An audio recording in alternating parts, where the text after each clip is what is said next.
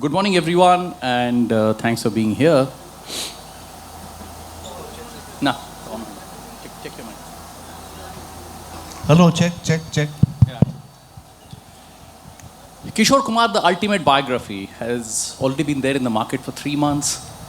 So I think the questions will be a bit different today. The talk points will be a bit different. It's not going to be like, what prompted you to write this biography? Now, we are across all that. Basically, what I wanted to ask the two authors, firstly, to start with, is when you write a book, there's a lot of research that goes into it. A lot of urban legends get busted. A lot of your book managed to bust forever. Let us start with one.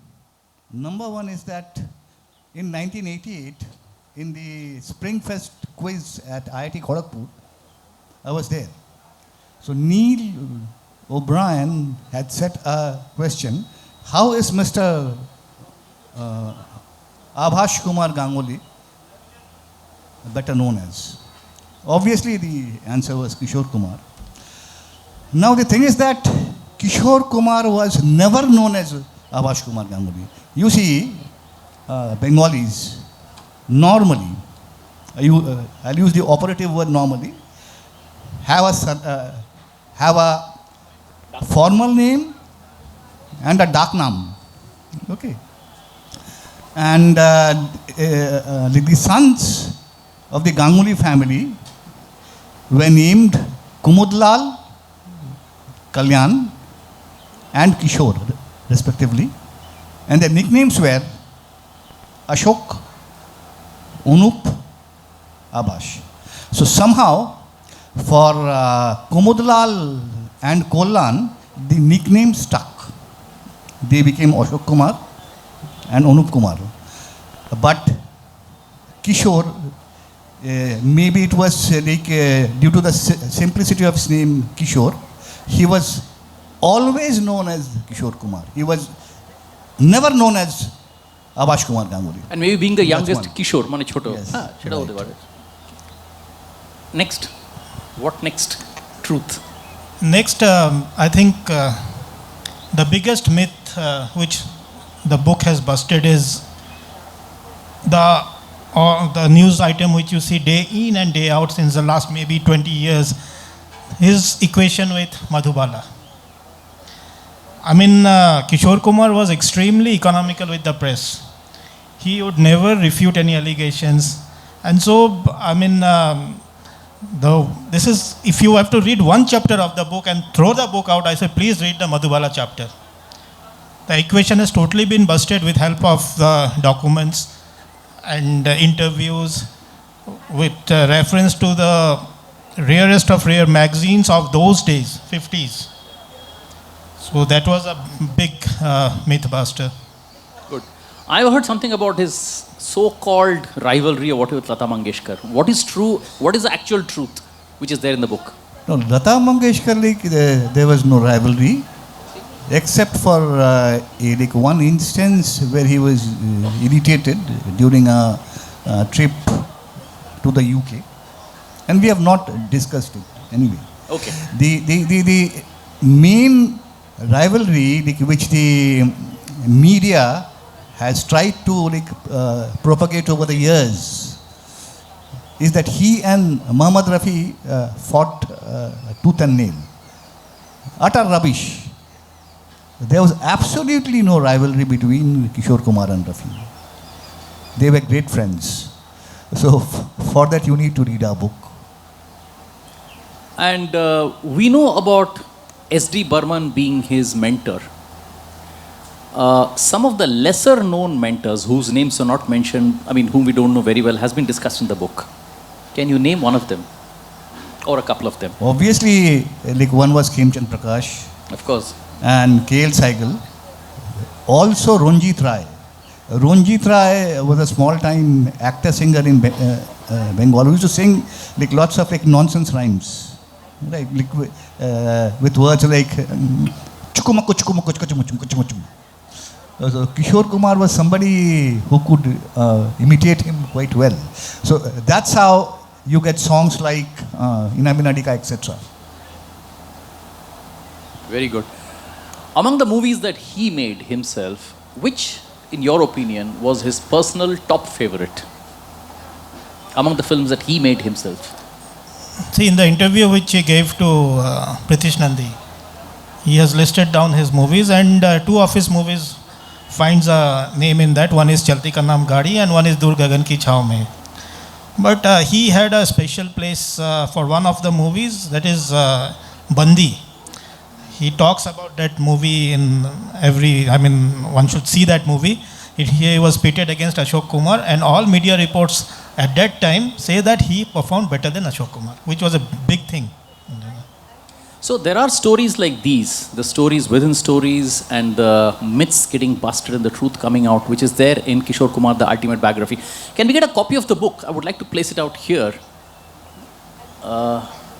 Anyone here, if they can help, get a copy of the book out here, please. Okay. In 1967, Lata Mangeshkar listed down her personal top 10 favorites. Did Kishore ever talk about a top 10 of his, or if he didn't, in your opinion, which do you think would have been his top 10 favorites? To be very frank, Songs. To be very frank, we have not offered any opinions in the book. That is something like, we have left for the readers to decide. Okay, I would go ahead and say that's the strength of the book. We have just stated facts as they were. But he did talk about his top 10 songs. Yeah. Like in the interview with Mr. Nandi, he had listed down 10 songs. The 10 songs are Khemchand Prakashad Jagmag Jagmag Karta Nikla Chand, Anil Biswas's Husn Bhi Hai Udas Udas, S.D. Burman had 2, Dukhi Man Mere and Badi Suni Suni Hai, R.D. also had 2, Chingari Koi Bhadke and Mere Naina Sawan Bhadon. LP had 1, Mere Mehboob Qayamat Hogi. Salil also had 1, Koi Hota Jisko Apna. Hemant Kumar had 1, Wo Shaam Kuch Ajeeb Thi. And Kishore Kumar himself, indebted to Saraswati Devi and Ashok Kumar, had 1, as in the song Koi Hamdam Na Raha. Excellent. He actually had a big success rate with Bengali films. Lukochuri was a big hit. The music of Lukochuri was a big hit. In Charulata song he sang, got wide recognition. Now, and even Ek Din Pakhi Ude and all that. Now, do you think he could have spent more time with Bengali films and Bengali music instead of, sort of wasting his time with the B-grade movies in Bombay? Do you think strategically that could have made better sense? See, in the 1970s, Kishore Kumar was extremely busy. And he had to stick to Bombay. Reason is that he had multiple recordings almost daily. And if not a recording, at least a show. Even if he had wished to come into the domain of Bengali films, he was physically not in a position to do so. Yeah, that 70s obviously. Yeah, 70s he had that is no number time. one. Right. But if you go back in time, he used to compose. He had composed multiple Bengali songs for the puja times. I believe you know quite a few of the same, like Eje Nodi Jai Shagore, Noyono Shoroshi, Kano, Amar Monero. In the 60s, his overall output was pretty less because of his personal issues. Correct. Now, in the 50s, I understand 60s he had personal problems and he had put on some weight, and the reason why he put on weight. Do you want to share the reason? Or do you want to leave it to the book for people to read the book and find out? I think he put on weight for a very specific reason, something that Parthiv mentioned a short while back. Please read the book, I think you'll know. In the 50s, it's very clear that he was one of the busiest actors in Bombay. But what prevented him from breaking into the top 3, the holy trinity as they say, Dilip Kumar, Devanand, Raj Kapoor? He wasn't up there. Was it low production values or what was the issue? No. Actually, in the 50s, if you see, he was doing movies with the biggest of the banners. So it's not B grade by any stretch of imagination. Correct. What actually happened is very, very interesting. The film which we say that he was ranked he ranks number one, Chalti Ka Naam Gaadi, that actually led to his downfall. Because in this Chalti Ka Naam Gaadi, the movie was so successful that from an actor he got branded into a comedian. And if you see, after that, after Chalti Ka Naam Gaadi, his slide started. And he got those B-grade movies branding himself into that role of a comedian. And alongside that, you'll never, except his own production, you'll never find any good movies, much good movies, those he was doing in the 50s. And plus, the fact that he was looking very, very different. Correct. He was suddenly looking much more aged. Correct. See, the Gangulis have a broad forehead, right? And somehow that makes you look a little bit older than what you actually are. It looks like you're balding. You're not. But a broad forehead has its disadvantages. And then he put on some weight. Yes. So, is it because that people wanted to cast him as a comedian that he wanted to move away from that, and then came movies like your Dur Gagan Ki Chhaaw Mein or Jhumru for that matter, while he was playing a bit of a serious role? Do you think that was to prove a point, saying that, hey, I'm not a comedian, I'm an actor? Yeah, he was disillusioned actually.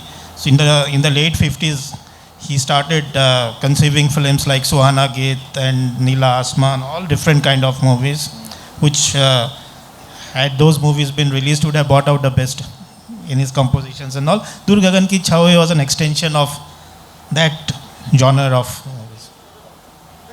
Tell us a little bit about the research that went into the book, both of you. Question open to both of you. You can take turns. You can speak in chorus.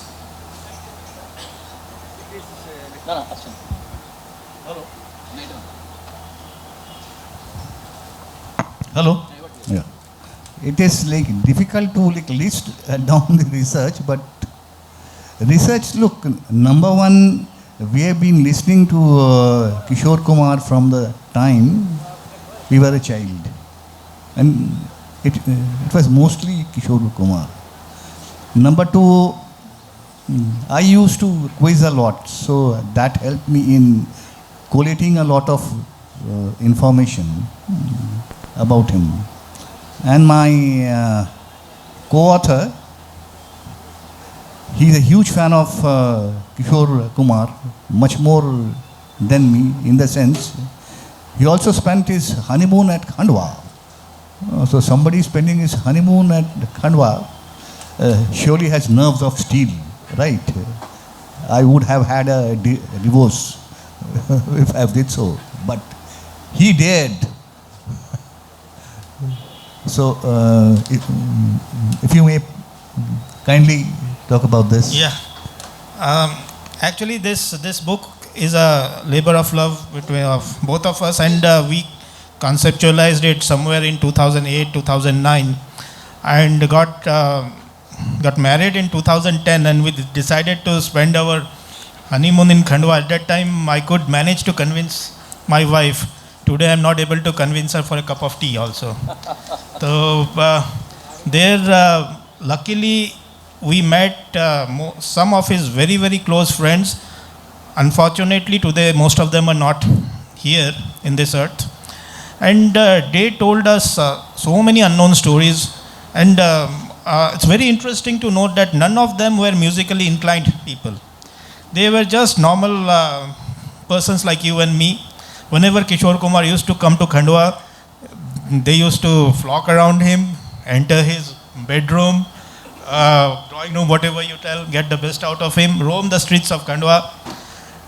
And then after that, we got a lot of information about his school life, his college life. We got original certificates. How was he at his studies? Then met his principal, got some very, very good inputs. Even we have met the person who wrote his will. This is the first time mentioning this, I guess. Yeah. Yeah. We met the person who wrote his will also. So all in all, it was a very, very satisfying, gratifying. We have made multiple trips to Khandwa after that. And in Bombay also, we met his man Friday, Abdul, who was his secretary, come driver.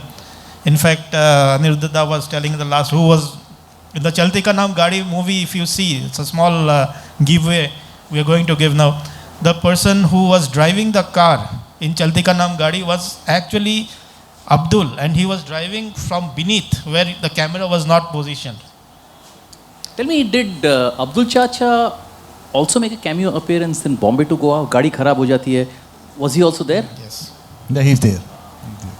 So he actually acted in two films. One, Ek Zahir, Ek Nihar. To borrow a song from Kishore Kumar. No. In one film he was not seen at all. In the other he was seen. Kuch Zahir, kuch Nihar. Right.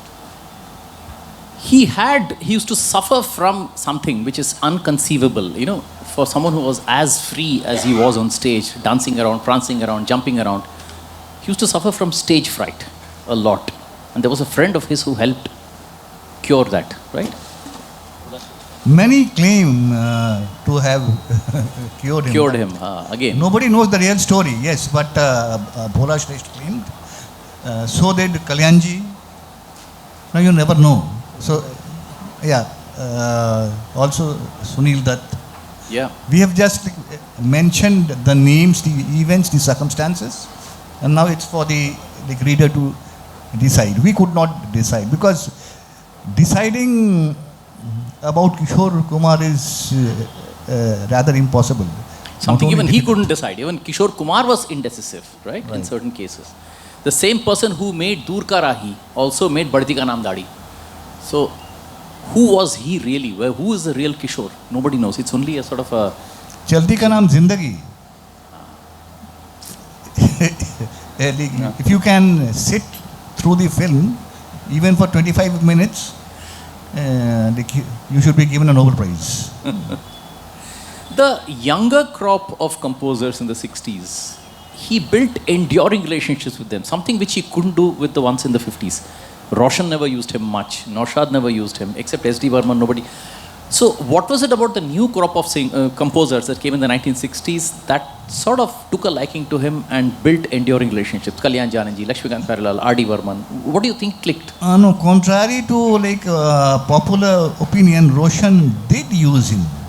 Roshan used him initially, in a number of films, and there are a few songs which are very unlike Roshan's style. Later, Roshan somehow got himself molded into the classical genre. Okay, Roshan song is normally identified with a rag, but in the early 50s, he also did some funny songs and songs with overlaps, songs with obligatos, songs with yodeling, right? But 60s, Kishore Kumar was singing less, acting more. He had almost stopped singing. Apart from singing for Devanand from 1965. So, I would say composers Lakshmikant Pyarelal were able to break the ice. Exactly. With Mr. X in Bombay, followed by Shriman Fantush and Hum Sab Ustad, where incidentally Kishore Kumar was the hero. But the songs became famous, the films bombed. The films bombed, but he became known for his voice. Yes. And then around that time, R.D. Burman used him for a different actor altogether. Yes, Mahmood. Yeah, absolutely. So there the whole thing started. Right. And you're right about Kalyanji. Actually, it was maybe Kalyanji or Anandji Bhai who gave him a decisive advice at some point. Right? I think you want to share that? It was very decisive. Someone had to put that idea in his head. Because Kishore Kumar was a bit indecisive. Someone had to put that idea, just move on from acting. You see, Kalyanji Bhai used to conduct a lot of shows, stage shows. And he knew how to manage the same. So during the recording of the theme song in Suhagrat, Dharti ki tarah tu har dukh seh le, he gave Kishore Kumar an idea. किशोर दा, आप इतना अच्छा गाते हैं, आप क्यों धूप में रिफ्लेक्टर की आड़ में खड़े होकर एक्टिंग करते हैं? Why don't you start recording in the AC rooms? I think that helped him in the shift over from acting to singing. And this happened around 1968. And in 68, he recorded 3 songs for Aradhana. And then it was a complete phase change from Kishore Kumar, the comedian, Kishore Kumar, the part-time singer, to Kishore Kumar, the voice of the 70s. The voice of the 70s and the baton of the 70s, R.D. Burman and Kishore. Was it about the age that we lived in? Was it about the sort of music that was going on worldwide? There was an amazing chemistry that dominated that decade between the two of them. Just Somewhat from an yes. expertise perspective, can you? Yeah, somewhat yes, somewhat no. Yes, in the sense that number one, the Janta were now dismissive about the social social studies kind of, or the moral science kind of films which were being made in the 50s and the 60s. The suffering hero, the roti dhoti heroine, and you had actors on motorbikes, actresses wearing thick sunglasses. So it was more of the city stepping into a cinema. And to paraphrase Mr. Javed Akhtar, he said that Kishore's voice used to sync with the city slick. In a way, that did make a major difference. Exactly. So, a few actors, I mean, it didn't matter who the face on the screen was, be it Rajesh Khanna or be it Baldev Khosa, be it Vijay Arora, it just didn't matter anymore. Vishal Anand. Nischal, Manu Narang. Manu Narang, oh my God. Manu Narang. Has anyone heard of Manu Narang? Okay. Anyone has worked in the crime department? You might have heard of Manu Narang even if you don't follow films. Interesting character. Kiran Kumar. Sanjay Khan. Sanjay Khan, tao thik ache. At least we know him. Samir Khan. Samir Khan, yes, Samir Khan. Tariq, yes, the singing, the Bruce Springsteen. Bruce Springsteen. Yeah, singing sensation in Yado Ki Barat. In fact, so much so that people had so much faith. Even Nasir Hussain had so much faith in Kishore's voice. He had more faith in Kishore's voice than he had in his actor Tariq in Yado Ki Barat. In that medley song, right? You want to talk about it? Yeah. If you listen carefully to the medley song in the film Yadon Ki Barat, it is Kishore Kumar who is speaking. It is not Tariq speaking in the song. The full set of dialogues have been spoken by Kishore Kumar himself. That brings me to an interesting observation. Parthiv, maybe you can talk about it. Many singers I hear have 2 voices. How was Kishore Kumar different? The same voice. He had one and the same voice. Yeah. Speaking voice, singing voice, hardly any difference there. Even that movie, this B.R. Chopra's Pati Patni, or he's the Sutradhar there. Somehow O.P. Nayyar and he never gelled. I would have thought that Kishore's voice would have suited O.P. Nayyar's brand of music, right? The very hip-hop sort of a thing. So somehow I think they fell out. Some story and O.P. Nayyar fell out, had fallen to the Rafi, then he came to Mahendra Kapoor. Shouldn't Kishore have been the natural replacement for after O.P. Nayyar fell off with Rafi? I would have thought that would have been the natural course of things. That didn't work out that way, right? Kishore sang a few well-known songs for Opinion. I would say that in the longer run, these were ultimately quite well-known, right? In the long run, yes. Nayyar might not have liked his style, his manly style, right? Nayyar somehow had a very Punjabi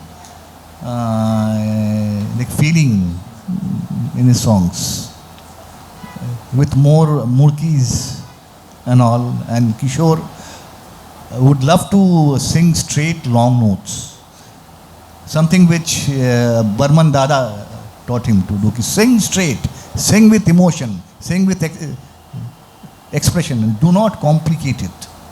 Exactly. In 50s also, though O.P. Nayyar and Kishore were quite Baap Re regular. Baap and all that. Baap Re Baap, Ragini and Kabhi andhera, Kabhi Ujala, kabhi ujala. Naya Zamana. But then they fell out Yeah, for some reason, and I think he accused Kishore of not singing well one particular song and all that. Savere Ka Suraj.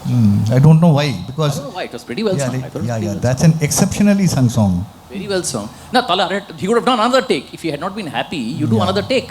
That's how you solve the problem. O.P. rather than- Nayyar, he was somebody, he loved to end his recordings dot on time.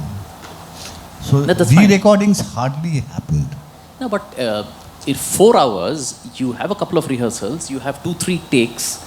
Even other composers used to take 2 takes. So you can take one more take. Anyway, that's history now. Naushad used to take over 10 takes. Yeah, and in the keep same best 4-hour one. sessions. So that's fine. So I don't know what prompted that.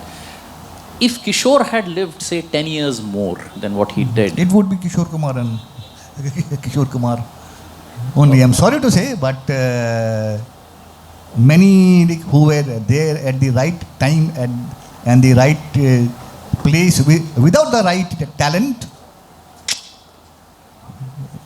unfortunately, it did not happen. again, a tough question. What's the legacy of Kishore Kumar? Who can carry the baton forward?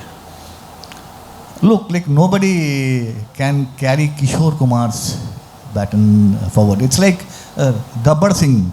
Gabbar के ताप से तुम्हें एक ही आदमी बचा सकता है, खुद Gabbar. Actually, still he's carrying his own legacy. If you Yeah. can see. Exactly. You want to share some YouTube numbers, the number of clicks, number of, I mean, it runs into some thousands. I don't even know. But I want to share a small anecdote Gotcha. which happened a couple of months ago in the place where I stay in Hyderabad. There was one person who got admitted in Jubilee Hills Hospital, and he was diagnosed as a seizure, a musicology seizure or something. That's a medical term. I'm not very sure what is it. He had epileptic attacks, and specifically when he was hearing Kishore Kumar songs, you can find it if you search in the net also. Specifically when he hears Kishore Kumar song, something happens to him and he faints. So that he had a certified treatment. He was treated by a doctor. So that is what Kishore Kumar does to you. And others also, like numerous examples are there. People in hospitals, people they are getting cured by. Yeah, I mean they are listening to Kishore. That's what we are saying. Is does not have a. He is his own legacy. And what's been the response to the book by the Ganguly family? I don't know how participative they were in the process of the research, but the aftermath of that, what's the reaction? Now, if you see the book is a very, very obese book, I would say. 560 pages, out of which almost 380 pages are devoted to pre-Aradhana types, which signifies the amount of struggle a person can have to reach to the top. So we have devoted almost 60 to 65% of the book, where the family directly had no authentic information of those times, 50s and all.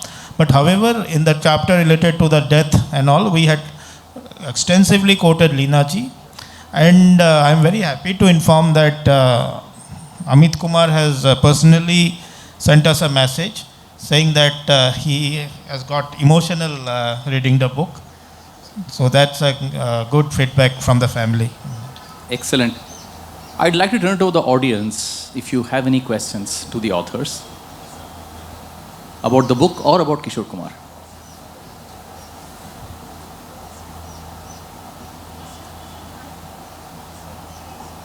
Yes, sir. You can ask, we can hear you. I think we can hear you.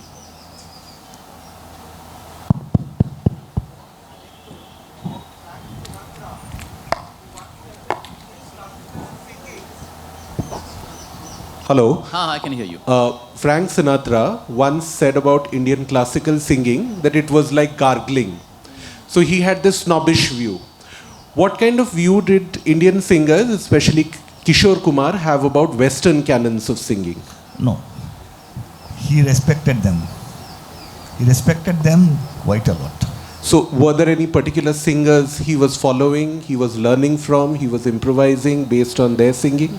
See, Kishore Kumar's style, okay, if you see on stage, he used to hold the mic like with his left hand, use his right hand for expressions, and he used to speak and also dance as he used to sing. Okay, like that is something he picked up from Sir Tom Jones. He had seen his video on TV and he found it interesting. He also followed Fred Astaire. So that is the reason that he was quite a capable dancer. If you remember the song Inamina Dika, okay, like he is, in fact, I would go ahead and say that he outclassed your Vajantimala in that song. And if you read my friend Jerry Pinto, his book Mr. Pinto is here. on Helen, even Helen takes a back seat as compared to Kishore Kumar's energy level in the song Hepe Pura in the film Jalsaj. Right? By the way, that's another wonderful book on Helen by Mr. Jerry Pinto, who's here. So if you're keen, you can pick up his book. You can look it up there. Okay. Next question.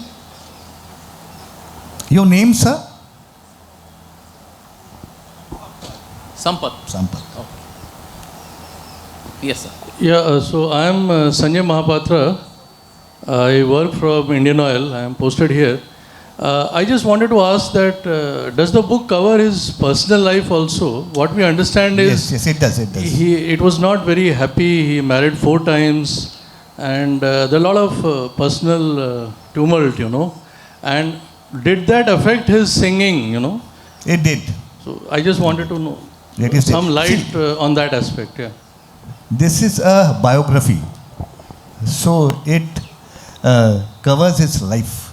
It is more about the milestones in his life and less about his achievements as a musician.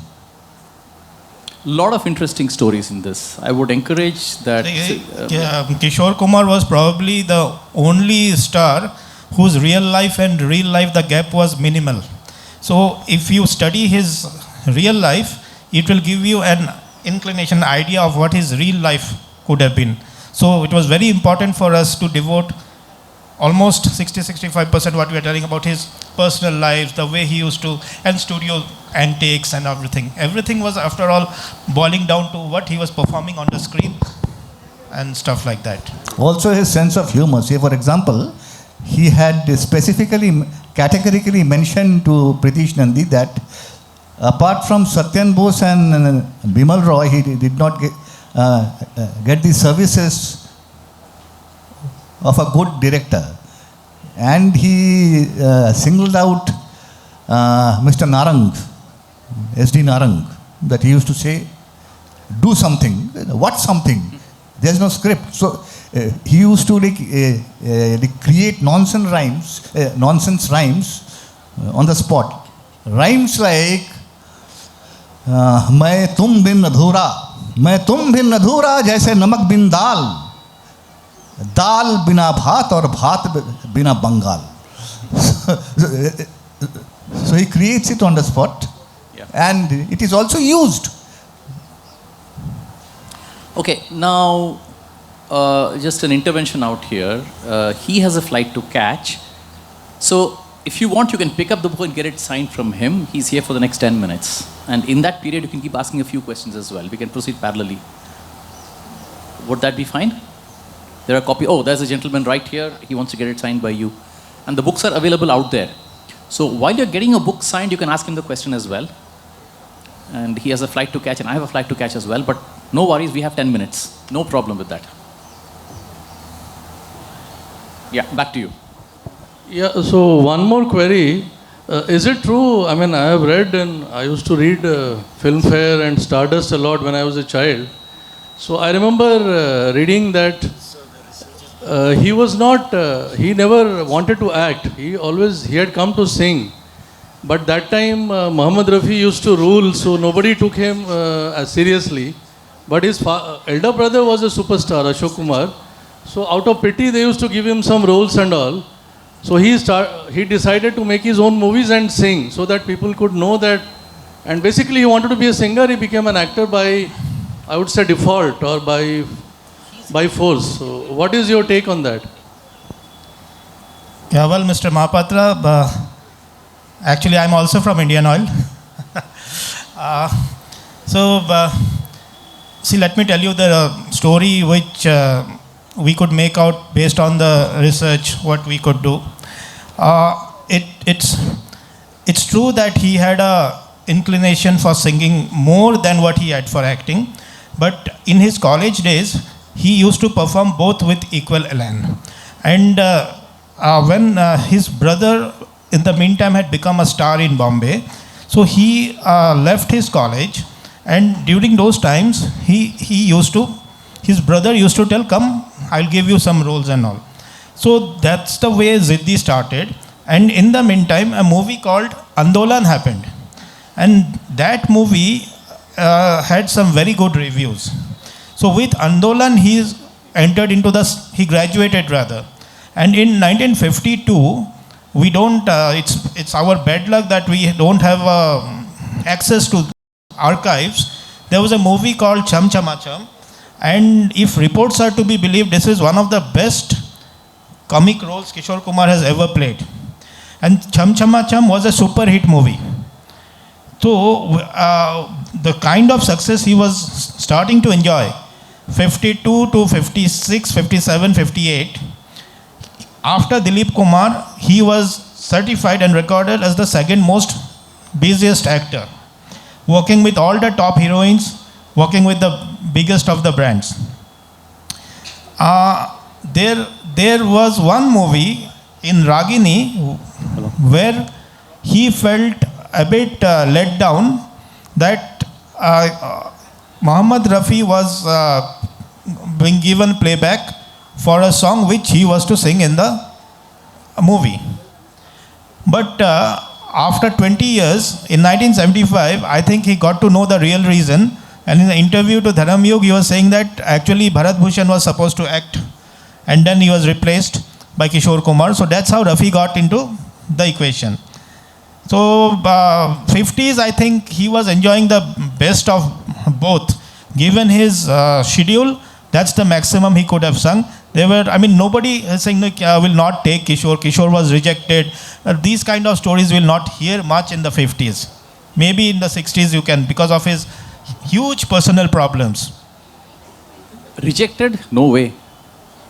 Just to end on this note, 35 years later, 35 years after his passing, Kishore Kumar still rules. Still rules the hearts, still rules the internet, still rules music and films. Thank you all for being here today, this morning, and I hope you enjoyed this session. And we have about 5 more minutes. You can get the copies of the book signed by the authors. Thank you so much for being here.